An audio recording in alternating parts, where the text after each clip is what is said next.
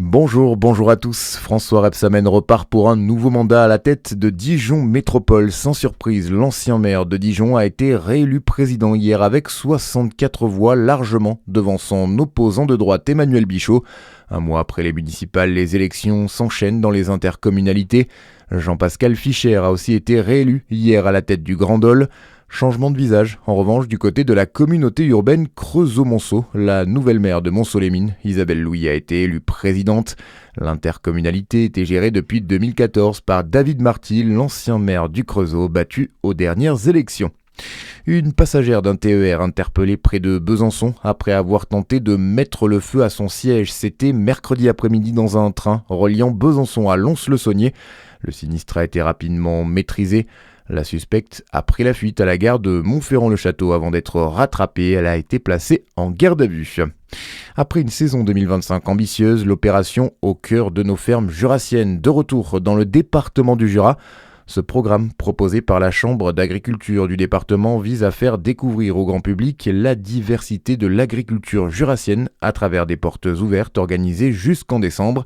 Un calendrier plus adapté, comme nous l'explique Sylvie Michaud, élue à la Chambre d'agriculture du Jura. On avait le dimanche à la ferme qui était historique, c'était le premier dimanche d'août.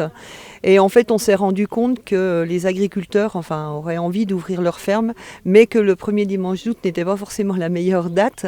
Donc, on a fait le choix d'ouvrir, d'étaler sur la saison estivale pour permettre à chacun d'ouvrir son exploitation quand il le souhaitait et comme il le souhaite. En fait, nous, on est là pour les aider dans la communication, dans l'organisation, mais chacun, en fait, ouvre sa ferme comme il le souhaite. Des propos recueillis par Charlie Chevasson. Tout le programme est à retrouver sur le site internet de la Chambre d'agriculture. Dans le reste de l'actualité, l'Elysée salue une excellente nouvelle, mais assure rester vigilant après le cessez-le-feu entre Israël et le Liban, un cessez-le-feu de 10 jours annoncé hier soir par Donald Trump. Nous avons l'opportunité de parvenir à un accord de paix historique avec le Liban, déclare Benjamin Netanyahou. Le Premier ministre israélien a toutefois rappelé son exigence d'un désarmement du Hezbollah comme préalable à tout accord durable. Un appel à la grève chez Total Energy face à la hausse des prix du carburant. La CGT demande une aide pour les salariés des stations-service d'Argedis, filiale du géant pétrolier qui gère environ 200 stations, notamment sur autoroute.